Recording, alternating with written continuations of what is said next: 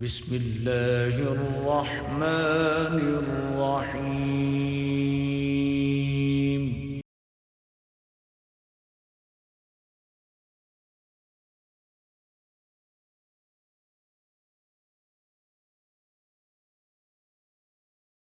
الحمدللہ رب العالمین والصلاة والسلام علی سید الانبیاء والمرسلین اما بعد اعوذ باللہ من الشیطان الرجیم بسم اللہ الرحمن الرحیم یا ایہا الناس کلوا مما فی الارض حلالا طیبا ولا تتبعوا خطوات الشیطان انہ لکم عدو مبین صدق اللہ العظیم۔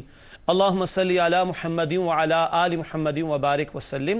رب اشرح لی صدری ویسر لی امری واحلل عقدۃ من لسانی یفقہوا قولی واجعل لی وزیرا من اہلی آمین یا رب العالمین۔ ناظرین کرام السلام علیکم ورحمۃ اللہ وبرکاتہ۔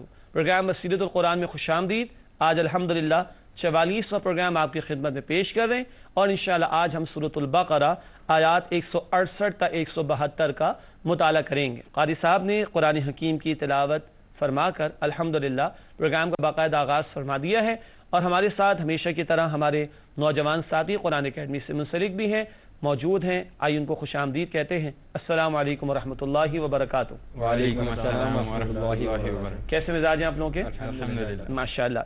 جی ناظرین کرام، سب سے پہلے ہم سب کی یاد دہانی کے لیے ایک پیارا فرمان نبی پاک صلی اللہ علیہ وسلم کا، آئیے قرآن سیکھیں، اس حوالے سے آئیے آج کا مبارک فرمان سمجھتے ہیں۔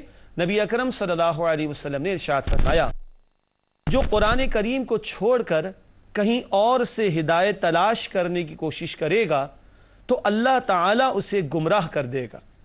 اللہ اکبر۔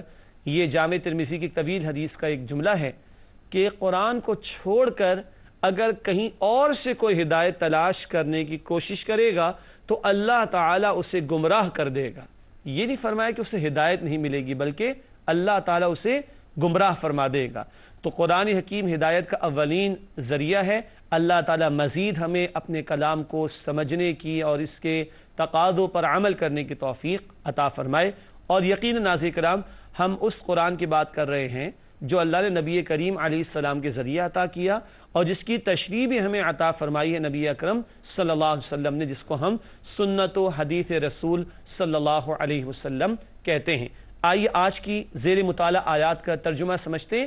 البقرہ آیات 168 تا 172۔ اللہ تعالیٰ کا ارشاد ہوا، اے لوگو کھاؤ اس میں سے جو زمین میں ہے حلال اور پاکیزہ چیزیں، اور شیطان کے نقش قدم کی پیروی نہ کرو، بے شک وہ تمہارا کھلا دشمن ہے۔ بے شک وہ تو حکم دیتا ہے تمہیں فقط برائی اور بے حیائی کا، اور یہ حکم دیتا ہے کہ تم کہو اللہ کے بارے میں وہ جو تم جانتے ہی نہیں، اور جب بھی ان سے کہا جاتا ہے کہ پیروی کرو اس کی جو نازل فرمایا ہے اللہ نے، تو کہتے ہیں نہیں، بلکہ ہم تو پیروی کریں گے اس کی جس پر ہم نے پایا اپنے باپ دادا کو، اگرچہ ان کے باپ دادا نہ کچھ سمجھ سکتے ہوں اور نہ ہدایت یافتہ ہوں۔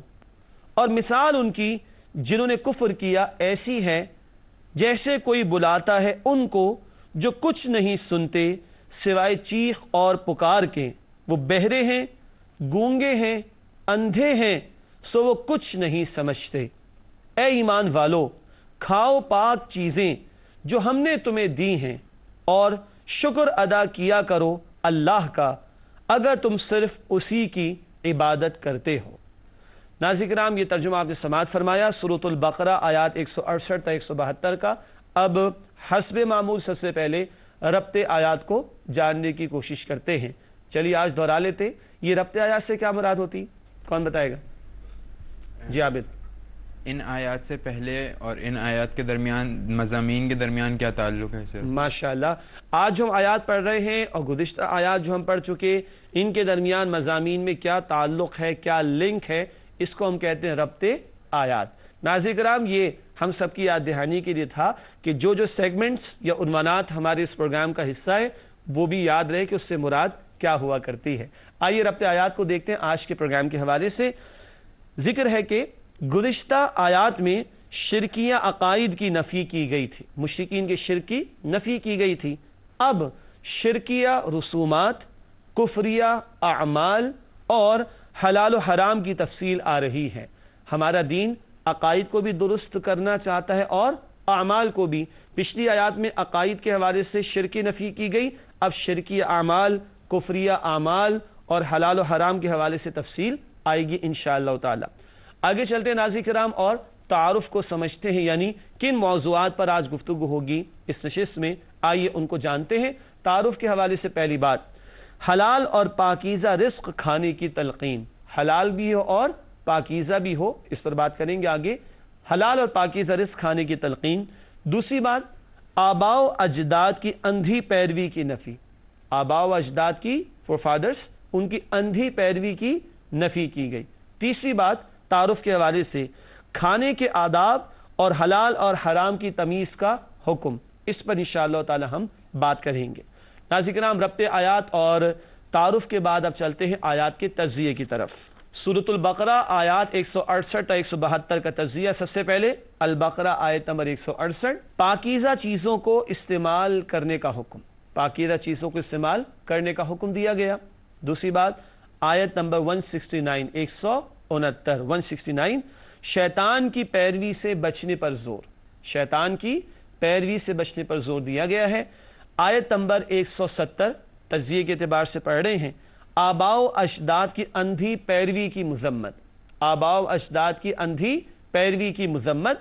آیت نمبر 171، ایسے لوگوں کی مثال جانوروں کی سی ہے، کیسے لوگوں کی؟ جو باپ دادا کی اندھی پیروی کریں، فرمائے کہ وہ جانوروں کی طرح ہیں۔ بہت سخت مثال دی ہے قرآن نے۔ آخری آیت جو آج ہم سمجھیں گے وہ البقرہ کی آیت نمبر 172 ہوگی۔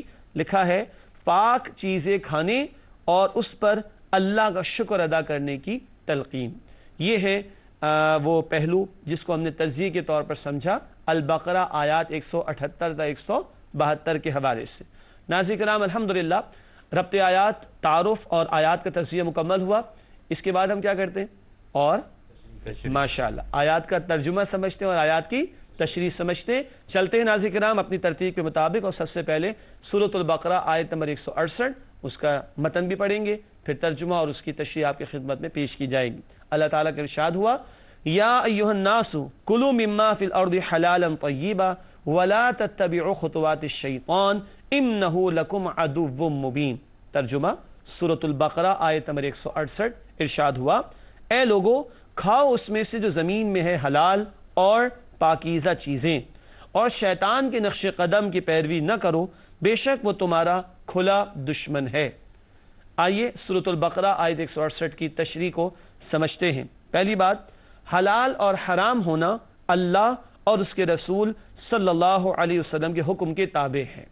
یہ ہے اصل بات، ہماری عقل فیصلہ کن شے نہیں ہے، بلکہ شریعت کا مدار اللہ اور اللہ کے رسول کے حکم پر ہے صلی اللہ علیہ وسلم۔ تو اللہ تعالیٰ اور اللہ کے رسول صلی اللہ علیہ وسلم یہ فیصلہ کریں گے کہ کیا حلال اور کیا حرام، پہلی بات۔ دوسری بات، کسی شے سے استفادے کی دو شرائط، استفادہ مشکل لفظ ہے، اس کے معنی کون بتائے گا آپ میں سے؟ فائدے سے استفادہ، فائدے سے، ماشاءاللہ، فائدہ اٹھانا، استفادہ مطلب فائدہ اٹھانا۔ کسی شے سے استفادے کی دو شرائط ہیں، نمبر 1 حلال ہونا اور نمبر 2 طیب ہونا۔ کتنی باتیں؟ دو، حلال بھی ہو اور طیب بھی ہو، سمجھتے ہیں انشاءاللہ۔ اب آئیے ناظرین کرام، حلال اور طیب کا تھوڑا سا فرق جاننے کی کوشش کریں، اور یہ ایک ٹیکنیکل فرق بھی ہے اور بہت قیمتی بات بھی ہے، اس کو توجہ سے سماعت فرمائیے گا۔ حلال وہ شے جس کی شریعت نے ممانعت نہ کی ہو، تو جس شے سے شریعت نے منع نہیں کیا وہ کیا ہے؟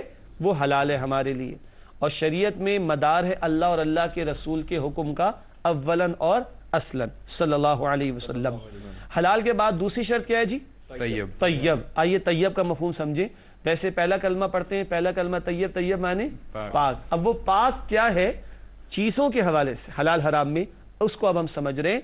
طیب وہ شے جو بالکل پاک و صاف ہو، مثلا شرک، مال حرام، نجاست یعنی ناپاکی، نجاست کے معنی کیا ہوتے؟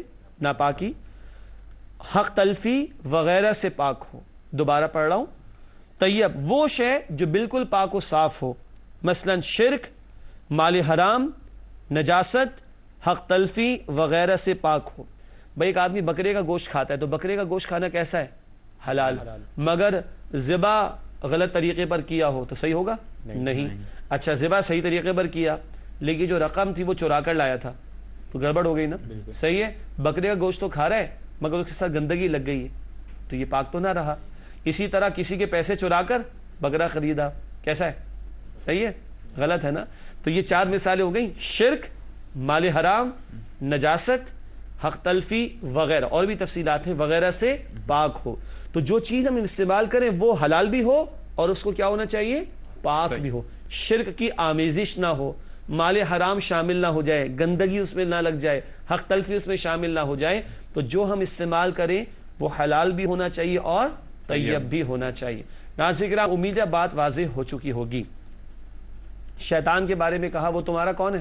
کھلا دشمن ہے۔ ماشاءاللہ، دشمن نہیں ہے بلکہ کھلا دشمن ہے۔ آگے لکھا ہے دشمنی کی وجہ سے شیطان حلال کو حرام اور حرام کو حلال کر کے دکھاتا ہے۔ ہمارے پہلا مسئلہ زیادہ ہے، حلال کو حرام کر کے دکھاتا ہے، رشوت کو گفٹ کہہ کر کہتا ہے کہ ہاں لے لو، صحیح ہے، اور درمیان والے کے پیسے کو کہتے ہیں یہ تو کمیشن ہے، لے لو، صحیح ہے، جھوٹے ڈاکیومنٹس بنانے کو کیا کہتا ہے؟ کوئی بات نہیں، ایک دفعہ کر لے پھر تم توبہ کر لینا۔ یہ بڑا قرآن کہتے ہیں نا زین لہم الشیطان اعمالہم، شیطان نے ان کے اعمال مزین کر کے دکھا دی، بڑی اٹریکشن پیدا کر دی۔ اللہ تعالیٰ میں شیطان کے تمام حملوں سے محفوظ رکھے۔ تو ناظرین کرام، مال حرام میں پڑ جانا یہ شیطان کا طرز عمل ہے، شیطان اس گندگی کی طرف بندے کو لے جانا چاہتا ہے۔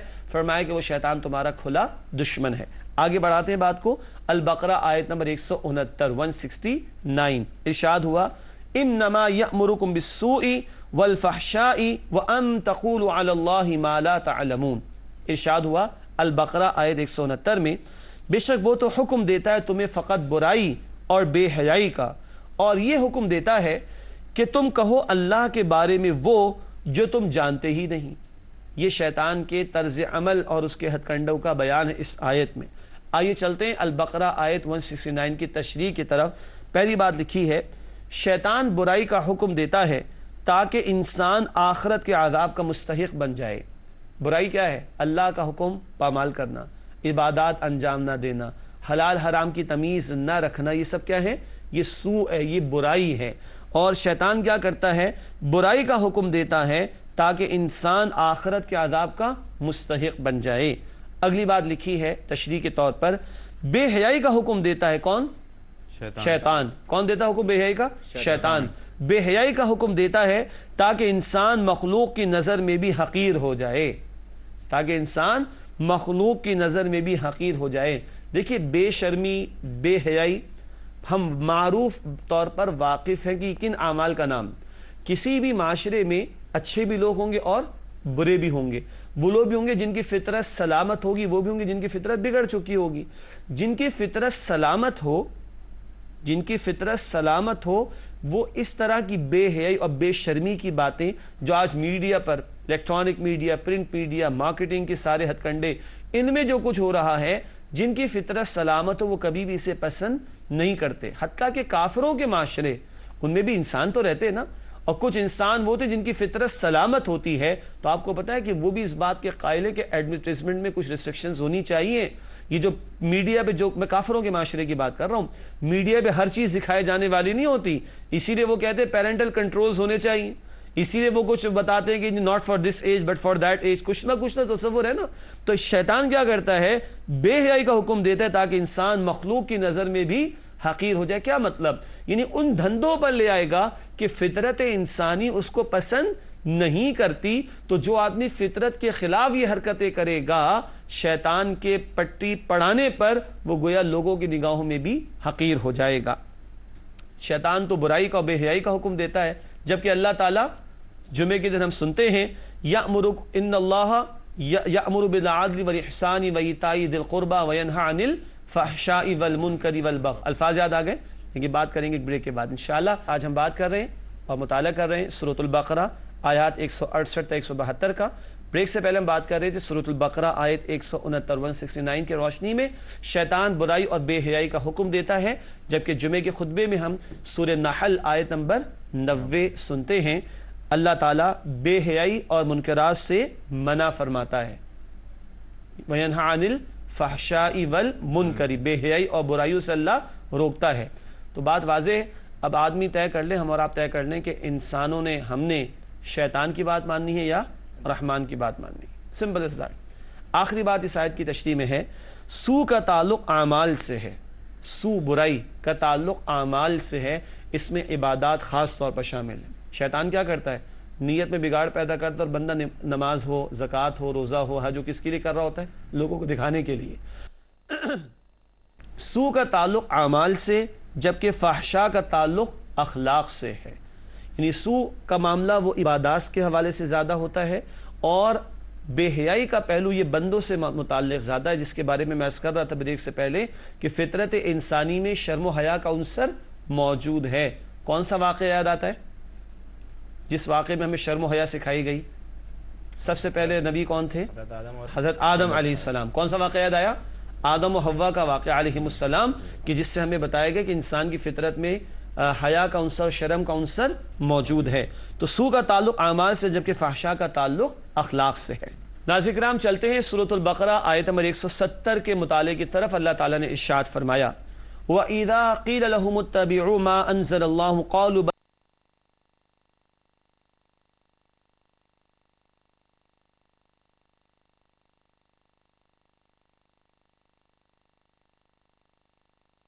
سو 70 کا ارشاد ہوا. اور جب بھی ان سے کہا جاتا ہے کہ پیروی کرو اس کی جو نازل فرمایا ہے اللہ نے، تو کہتے ہیں نہیں، بلکہ ہم تو پیروی کریں گے اس کی جس پر ہم نے پایا اپنے باپ دادا کو، اگرچہ ان کے باپ دادا نہ کچھ سمجھ سکتے ہوں اور نہ ہدایت یافتہ ہوں. آئیے تشریح کی طرف چلتے ہیں. سورۃ البقرہ آیت نمبر 170 ہمارے زیر مطالعہ. پہلی بات، مشرکین کی طرح یہود بھی آباء و اجداد کی اندھی پیروی میں مبتلا تھے. مکی صورت تو نہیں ہے نا، مدنی صورت ہے، اور علماء نے اس کے ذیل میں کچھ روایات بھی بیان فرمائی دور نبوی سے صلی اللہ علیہ وسلم، کہ یہود کو سمجھایا کہ کہتے ہم تو اپنے باپ دادا کی بات مانیں گے. یہی بات مشرکین مکہ بھی کہتے تھے، یہی بات یہود بھی کہتے تھے. کیا کہ وہ کہتے تھے ہم اپنے باپ دادا کی پیروی کریں گے، قرآن کو مانتے نہیں ہم لوگ. استغفر اللہ. دوسری بات لکھی ہے، حکم خداوندی کے خلاف آباء و اجداد کی اتباع کھلی گمراہی. یعنی باپ دادا کی بات، بڑوں کی بات سراخوں پر، مگر ان کی بات اللہ کے حکم کے خلاف جا رہی ہو تو پھر مانیں گے؟ پھر نہیں مانیں گے. لیکن اگر ان کی بات اللہ کے حکم کے خلاف ہو اور ان کی بات مانی جائے باپ دادا کی، تو یہ کھلی گمراہی ہے قرآن کے مطابق. تیسری بات اشی میں ہے، ہمیں بھی ہر معاملے میں اللہ تعالیٰ اور رسول صلی اللہ علیہ وسلم کی ہدایات کو پیش نظر رکھنا چاہیے. ناظرین کرام، یہ وہ بات ہے جو آج ہم بھلا چکے ہیں. ارے جی کیا کریں، شادی بیاہ کی رسومات ہم چھوڑ نہیں سکتے، باپ دادا بھی تو کرتے تھے، ہماری تو ناک کٹ جائے گی. یہ میت کے موقع کی بدعت تو ہم چھوڑ نہیں سکتے، یہ تو ناک کٹ جائے گی ہماری. یہ نہ کریں، یہ تو ہمارے باپ دادا کرتے چلے آئے. وہ بھائی، اللہ اور اللہ کے رسول صلی اللہ علیہ وسلم کچھ کہیں اور باپ دادا کچھ کرتے ہو تو پھر کیا باپ دادا کی مانی جائے گی؟ قطعاً نہیں. اللہ اور اللہ کے رسول صلی اللہ علیہ وسلم ہی کی بتائی ہوئی بات پر عمل کرنا چاہیے. ناظرین کرام، چلتے ہیں اب البقرہ آیت نمبر 171 کے مطالعے کی طرف. ارشاد ہوا اللہ سبحانہ وتعالی کی طرف سے، وَمَثَلُ الَّذِينَ كَفَرُوا كَمَثَلِ الَّذِي يَنْعِقُ بِمَا لَا يَسْمَعُ إِلَّا دُعَاءً وَنِدَاءً صُمٌّ بُكْمٌ عُمْيٌ فَهُمْ لَا يَعْقِلُونَ. آئیے ترجمہ سمجھتے ہیں. سورۃ البقرہ آیت 171 کا ارشاد ہوا، اور مثال ان کی جنہوں نے کفر کیا ایسی ہے جیسے کوئی بلاتا ہے ان کو جو کچھ نہیں سنتے سوائے چیخ اور پکار کے. وہ بہرے ہیں، گونگے ہیں، اندھے ہیں، سو وہ کچھ نہیں سمجھتے. آئیے ناظرین کرام، سورۃ البقرہ آیت 171 کی تشریح کی طرف چلتے ہیں. لکھا ہے، مشرکین کی مثال دو طرح سے جانوروں کی سی ہے. ان کی مثال کس طرح کی ہے؟ جانوروں کی. بھائی بھینس کے آگے بین بجائے وہ سنتی ہے؟ نہیں سنتی نا. تو ان کے متعلق کیا کہا؟ بہرے گونگے. تو یہ مثال دو اعتبارات سے ان کے ضمن میں جانوروں کی طرح. کیسے؟ نمبر 1، ان کی مثال ان جانوروں کی سی ہے جو چرواہوں کے پیچھے بغیر سوچے سمجھے چلتے اور ان کی صداؤں پر حرکت کرتے رہتے ہیں. عقل و فہم تو کچھ نہیں، اس نے آواز لگائی چلنا شروع ہو گئے، آواز لگائی رک گئے، وغیرہ وغیرہ.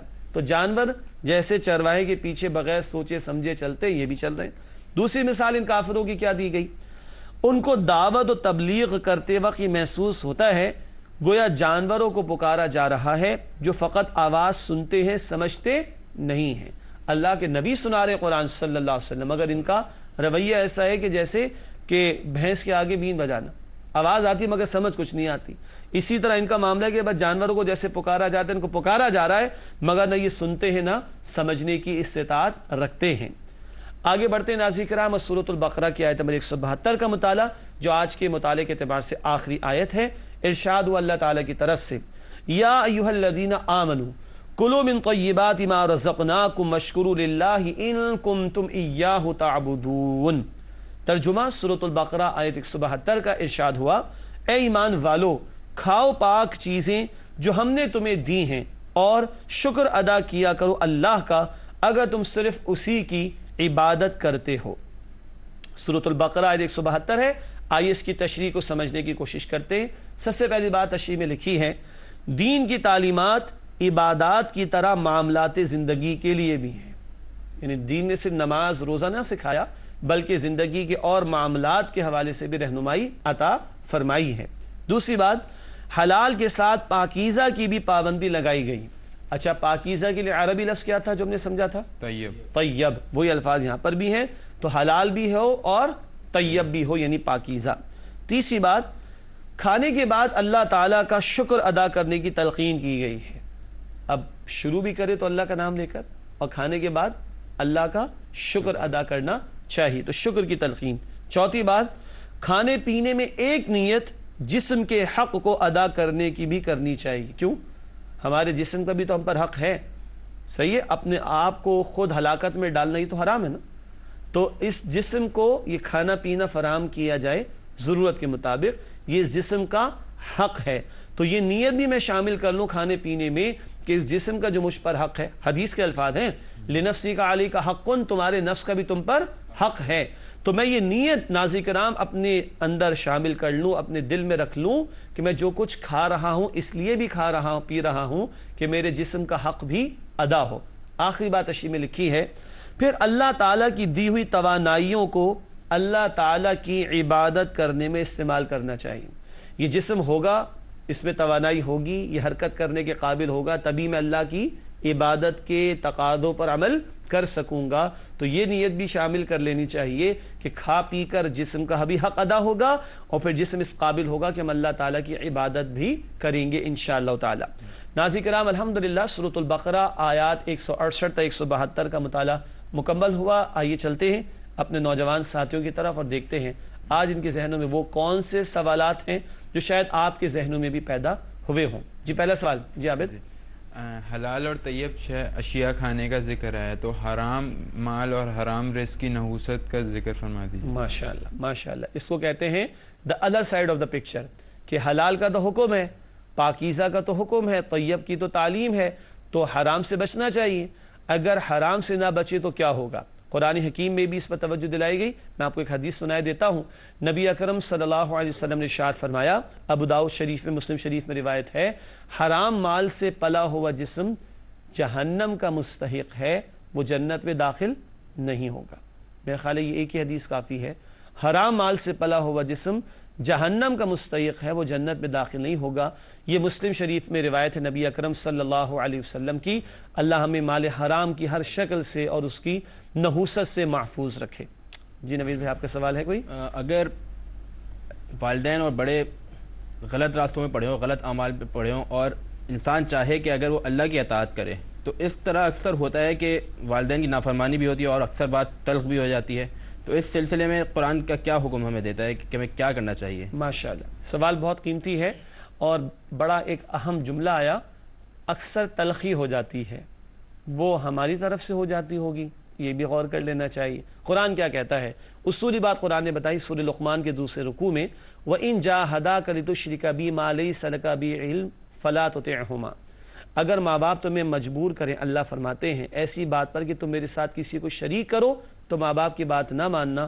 ہاں، وَصَاحِبْهُمَا فِي الدُّنْيَا معروفہ، دنیا میں بھلا سلوک کرتے رہنا۔ اسی طرح حدیث نبی اکرم صلی اللہ علیہ وسلم کی آپ نے فرمایا ابو داؤد شریف کی روایت میں، لا طاعت لمخلوق فی معصیت الخالق، مخلوق کی ایسی اطاعت جائز نہیں جس میں خالق کی نافرمانی ہوتی ہو۔ تو بالفرض اگر ماں باپ یا بڑے کوئی ایسا حکم دیں جو اللہ اور نبی اکرم صلی اللہ علیہ وسلم کے حکم کے خلاف ہو، تو وہاں ان کی بات نہیں مانی جائے گی، یہ کوئی نافرمانی نہیں۔ ہاں لیکن وہاں زبان دراز کرنا، وہاں چیخنا چلانا، بے ادبی کرنا، خود سے تلخ ہونا، اس کی اجازت نہیں ہے۔ ابراہیم علیہ السلام کا بیان آپ قرآن میں پڑھیں، اپنے ابا جان کے سامنے کیسے کہتے ہیں، یا ابتی یا ابتی، اے میرے ابا جان، اے میرے ابا جان، بڑے ادب کے ساتھ۔ تو بڑے ادب کے ساتھ سمجھانا ہے، بڑوں کے ذریعے اور سمجھایا جا سکتا ہے، سمجھانے کی کوشش کریں گے، اللہ سے دعا بھی کریں گے، مگر ہمیں بدتمیزی کرنے کی اور صبر کے دامن کو ترک کرنے کی اجازت نہیں ہے اس میں۔ جی عمر، آپ کا کوئی سوال؟ آیت نمبر 172 میں ایمان والوں سے فرمایا گیا ہے کہ کھاؤ پاک چیزوں میں سے اور شکر ادا کرو، تو اس میں سوال یہ ہے کہ شکر ہم کس طریقوں سے ادا کر سکتے ہیں؟ ماشاءاللہ، بڑا عملی سوال ہے کہ کھانے پینے کے بعد اللہ کے شکر کی تلقین کی گئی۔ سوال ہے کہ شکر کو کس کس طریقے سے ادا کیا جائے۔ 3 طریقے ہو سکتے۔ امام راغب اصفہانی رحمۃ اللہ علیہ بہت بڑے بزرگ گزرے، ایک مرتبہ پہلے بھی ان کا ذکر آیا ہے، اور وہ فرماتے ہیں کہ شکر 3 اعتبارات سے ہے۔ بہت بڑے بزرگ ہیں اور ان کی ڈکشنری ہے، Arabic dictionary, Quranic dictionary rather کہیے آپ، کہ قرآن کے ایک لفظ کے معنی انہوں نے تفصیل سے بیان فرمائے۔ المفردات القرآن اس کا نام ہے۔ وہ لکھتے ہیں کہ تصور النعمہ و اظہارها، شکر کیا ہے؟ نعمت کا تصور کرنا اور اس کا اظہار کرنا۔ 3 طریقے، دل سے، زبان سے اور عمل سے۔ دل سے شکر کیا ہے؟ جو کچھ بھی عطا ہوا کس نے عطا کیا؟ اللہ نے، اس کا احسان دل میں مانا جائے اس بات کا۔ نمبر 2، زبان سے شکر کے کلمات، پانی پیا الحمدللہ، کھانا کھا لیا، جی کیا پڑھیں گے؟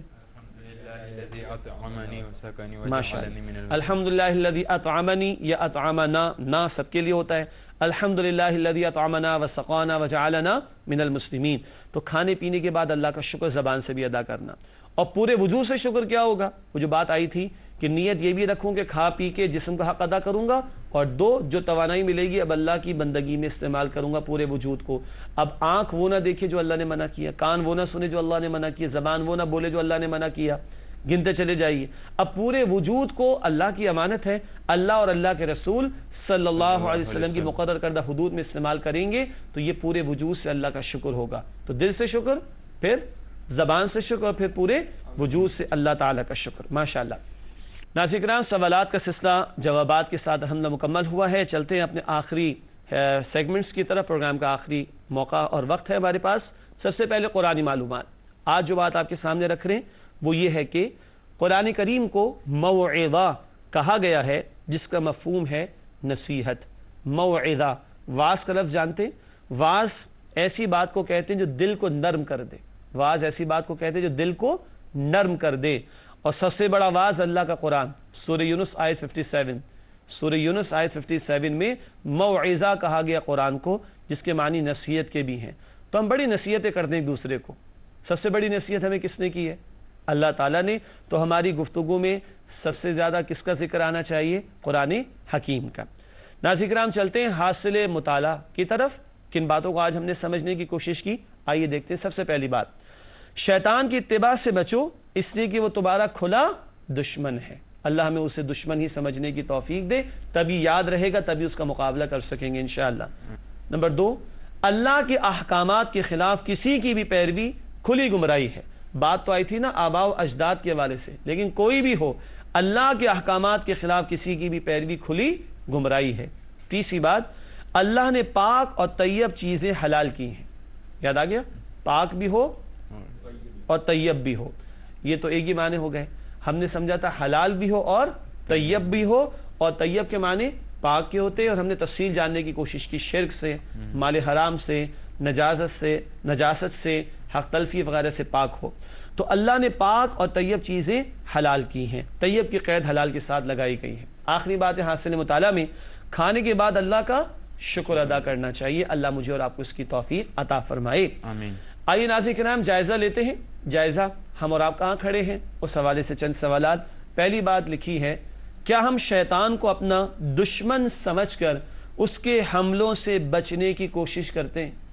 یاد بھی رہتا ہے کہ نہیں؟ ہمارے تو بڑے خوبصورت سے پیارے سے بچوں کو لوگ کیا کہتے ہیں؟ بڑے ہی شیطان ہے، استغفر اللہ۔ اب پیارے سے بچوں کو شیطان کہیں گے تو وہ شیطان جو دشمن وہ یاد رہے گا؟ سوال ہی پیدا نہیں ہوتا۔ تو ہمیں شعوری طور پر اس سے بچنے کی کوشش کرنی۔